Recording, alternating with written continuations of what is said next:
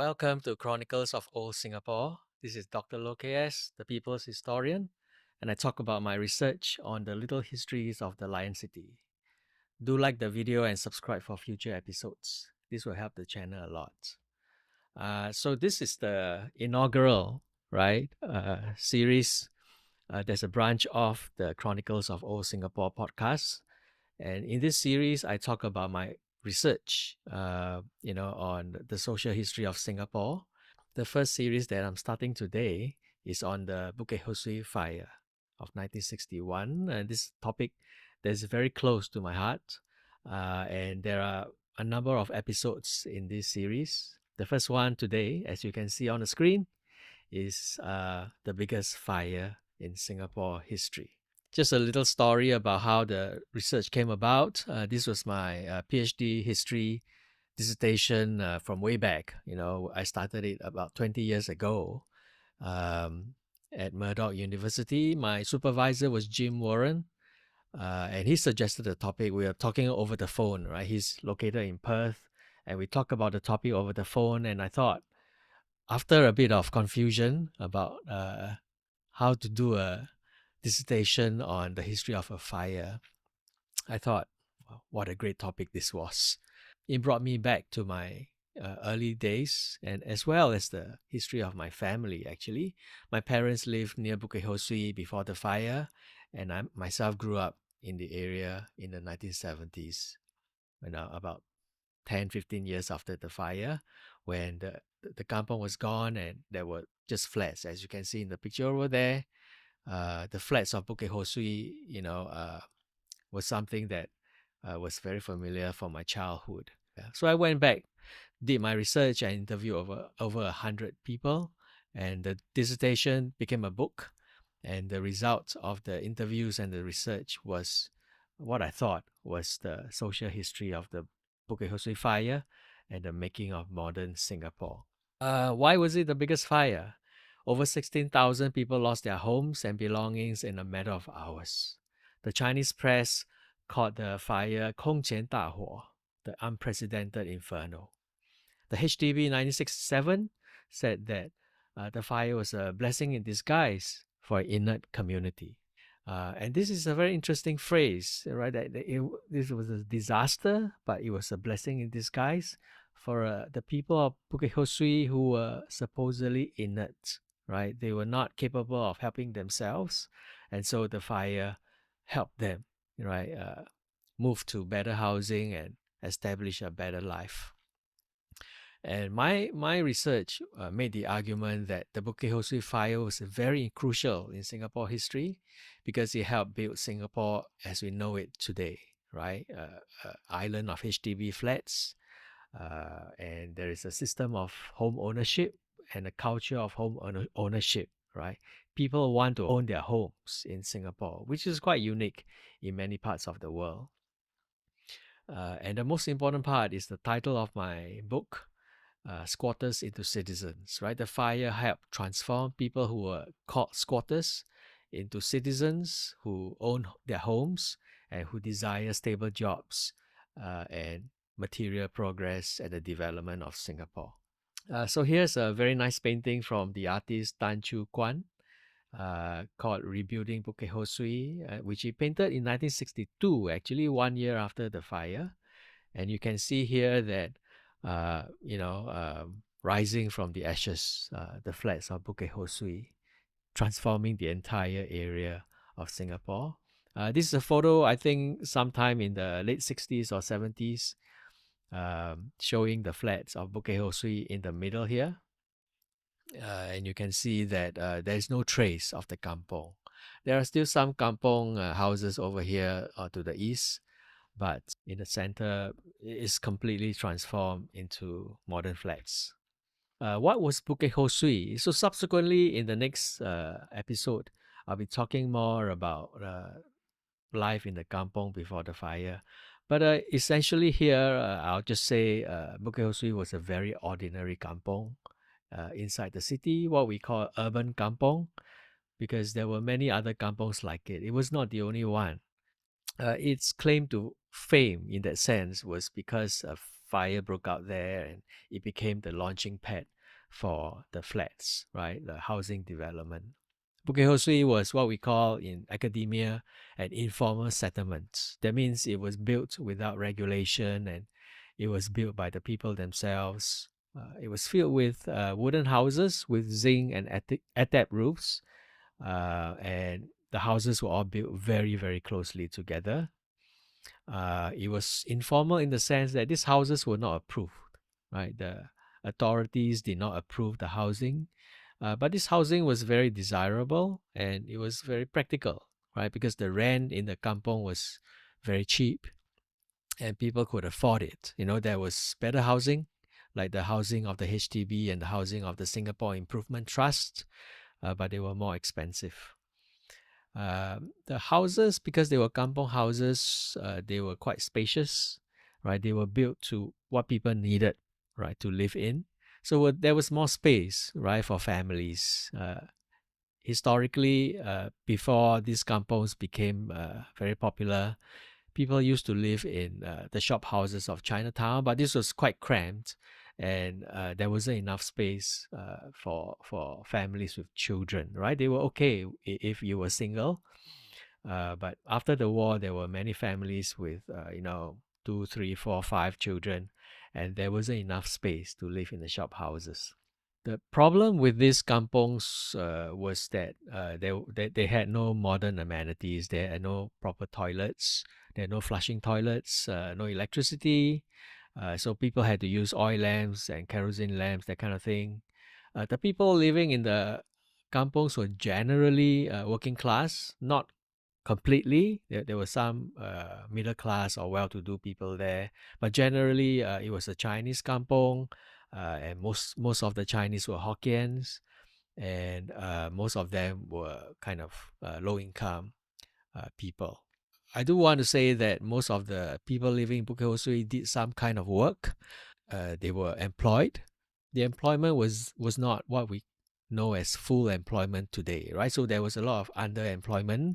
People worked for a few hours a day, not 8 or 9 hours, or the work was casual or it was seasonal, right? So meaning that they would work sometimes but not other times. So I said earlier that Bukit Ho Swee was a very typical kampong. So you can see here, this is the map of the city of Singapore after the war, right?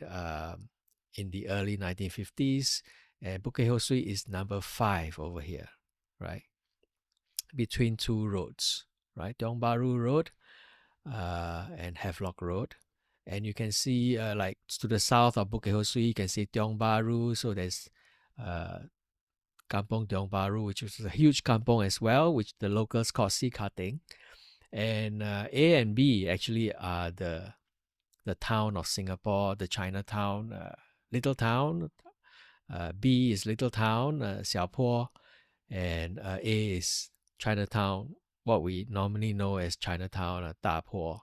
And basically, the kampongs in the city had all branched out along the main roads leading away, right? Geylang Road, huge number of kampongs over there, and Serangoon Road up to Paya Lebar, Upper Serangoon Road.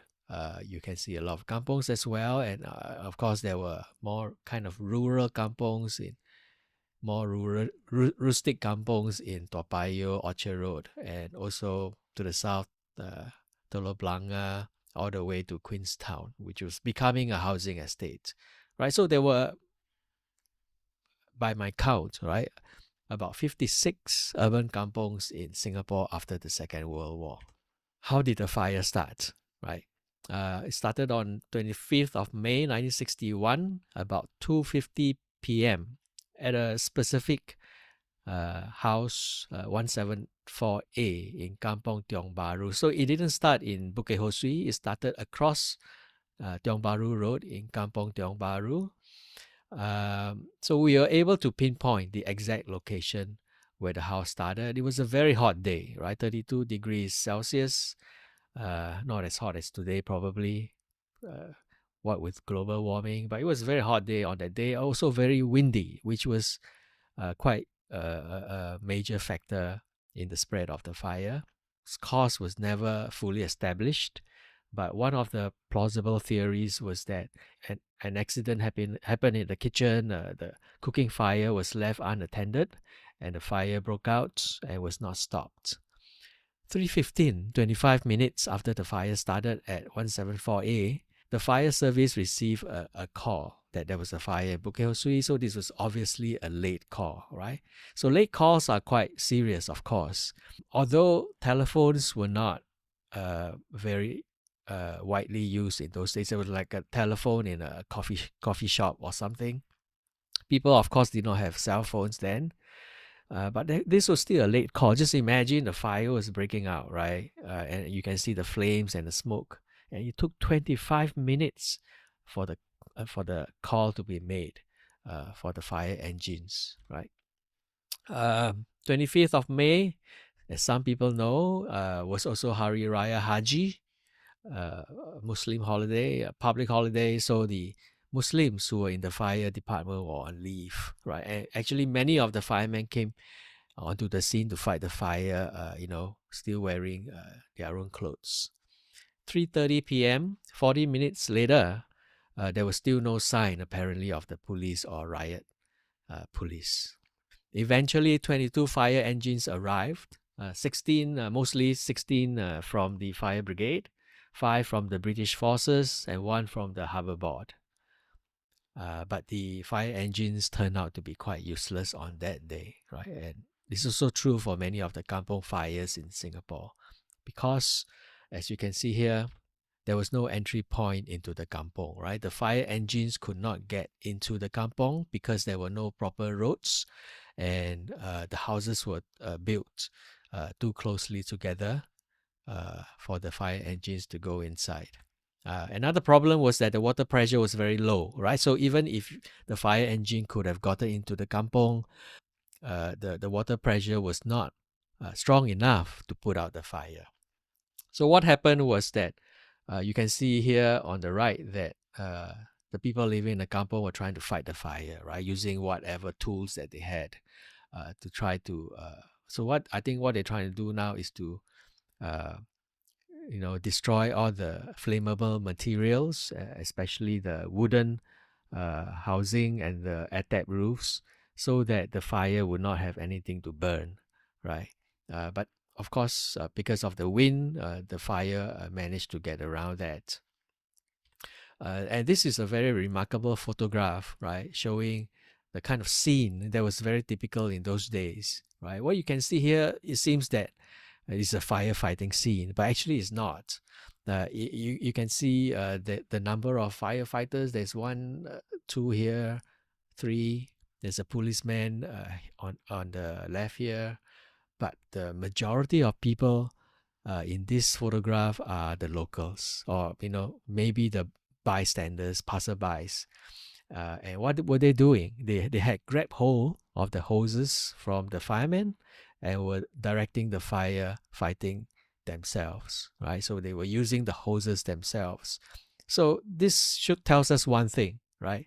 That the people in general in those days did not trust the firefighters, right? They did not trust that the firefighters were going to be able to put out the fire.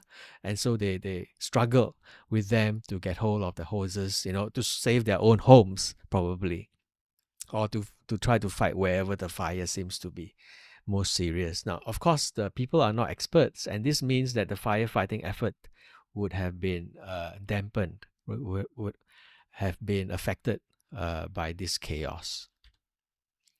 So the fire spread, and in this picture, you can see that the entire kampong could not be seen anymore, right? It was totally engulfed in flame and smoke. At 3:40 p.m., so this is less than 1 hour, 15 minutes, the Straits Times reported the whole hillside, right? It's Bukit Ho Swee, so it's a hill. The whole hillside is ablaze, right? The winds play a very big role in the spread of the fire to cross 2 roads, right? Now, in the fire service, right, if the fire can cross 2 roads, this means that the firefighting effort is a failure, right? Because you try not to allow the fire to cross a main road, right? Because then the fire can spread to even more places. So what's happened here is that the roads, right? If you look at the road, there are people on the road, and there are vehicles on the road, and there's actually nothing like wood or atap on the road that can be easily burned.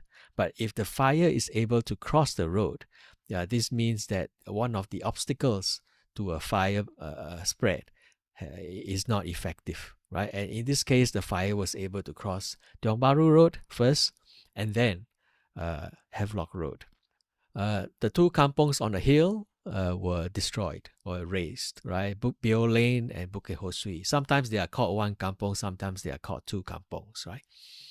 At 4:30 p.m., the fire had reached the foot of the hill and had burned another area of houses known as Okyo Tau, the end of Havelock Road, coming out of Chinatown. So this is the path of the fire, right? It started in 174A, sea cutting at about 2:53 p.m. So this is like behind King's Theatre. This is a very famous theatre in those days. The theatre was not destroyed because the fire moved to the north, right? And crossed Tiong Bahru Road. Now, incidentally, one of the flats that I lived in was in Jalan Membina, right? Which is today completely transformed, right? Today you see a lot of HDB tower blocks. But in those days, there was a rental flat here, and I lived there for about 1 or 2 years. The fire then destroyed Bio Lane and Bukit Ho Swee. So Bio Lane is the one sort of more to the west, and Bukit Ho Swee is the one more to the east, right? And these are two small roads, and the fire engine was not able to get into the kampong using these roads. Bio Lane and Bukit Ho Swee roads, both roads will be expunged after the fire, and Bio Lane will be replaced by a different road, right, called Bio Crescent. You can see here that there are some small factories in the area. One of them is the Kwan Ju Seng sauce factory, so very flammable, right? The oil would make the fire even more intense. Then the fire crossed Havelock Road. The firemen failed to make a stand here. The fire burned Okyo Tau about 4:30 p.m. and then was even threatening, right, the SIT flats, the Singapore Improvement Trust flats at the Delta Estate, right? So here is Ganges Avenue, was also where I lived the longest actually with my family. We live in Indus Road. These are some of the roads named after Indian places or Indian rivers. And there was a new block of flats built here after the fire, Block 79, still there today. And I lived there with my family for about 15, 17 years. Right. The scene of the fire was like a war zone, right? There was someone who said, everyone thought that the fire would not reach us. Then the fire came towards the top of the hill at us. Sia. Right. So the path of the fire was very confusing and very frightening to the people. You did not know which direction it was going to go. Sometimes you thought you were safe, and then the fire came towards you. And then in other cases, the fire was coming towards you, and then it changed direction, and your house was spared. At Tiong Bahru Road, a woman had a toddler strapped to her chest and fled the fire scene with 3 other children, right?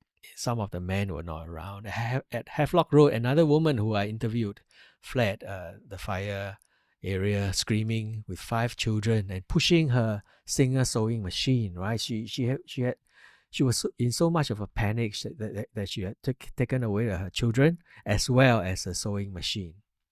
Some of the men tried to fight the fire. Liaga, who I interviewed also, I prepared to fight the fire in front, but it came up behind my back. Oh Gek Hyok stayed at 597E Bukit Ho Swee, and the family had to flee, right? This was quite a sizable family living in quite good housing, and the grandfather did not want to go, right? He wanted to stay, even if the fire was coming, and he had to be carried away, right? So this tells us one thing, that older people had an attachment to the kampong, and they were going to be affected when the kampong was destroyed, and they had to live in a different environment. During my research, I heard several stories of divine intervention, right? That somehow the spirits or God save their house or save a certain building, right, from destruction. One of them, Teh Bok Chew, told me a spirit medium came to his house, right, and scattered rice and salt in front of the house and saved it from the fire. At 5:30 p.m., right, it was evening, getting dark, and the firemen made a desperate stand before the SIT flats at Delta Estate, and here the fire burned itself out eventually at about 7 p.m. The losses were tremendous, right? Over 2,200 wooden houses and other dwellings had been destroyed in a matter of hours. So had many temples, right? Bio Lane is the word Bio, is of course Hokkien for temple, and a lot of temples were burned down, although some of them survived. Also burned, as I said earlier, were many small factories and warehouses in the area, often filled with flammable material, right? So giving more fuel to the fire. One school was burned down. This was Sky Kok Public School, a small Chinese school that had received, quite recently received public funding. Previously, it was a private school. And the property losses total amounted to about $2 million. 4 people died during the fire. You can see here the scene of the fire that the bulldozers had come in, right, to demolish any remaining structures that could be unsafe because they had been damaged by the fire. And also people were coming in, right? These were probably fire victims, but you never know, right? Some of them could be outsiders coming in to try to find things to pilfer. Okay, and people are trying to find whatever things that may have survived the fire, like their jewelry, but people were quite wise in those days, right? They knew that a fire could break out in Bukit Ho Swee at any time, and James Seah, who lived in Bukit Ho Swee, told me that his mother would actually wrap up their important documents, right, certificates, in a plastic bag and take them away when the fire broke out. So this is quite interesting, the picture of people at the fireside, because very soon the police came to the scene and sealed off the fireside with barbed wire, right, so that people could not return to it. This is not just a matter of safety or security, but it is also to prevent the fire victims from coming back to rebuild the kampong, right? In previous fires, especially in the fire in Kampong Bugis in 1950. I'll talk about this in a subsequent episode. You find that people will often go back, right? If the fire site is not sealed off, the people would naturally go back, clean up the site and rebuild more houses on the site, and so they can continue to live there again.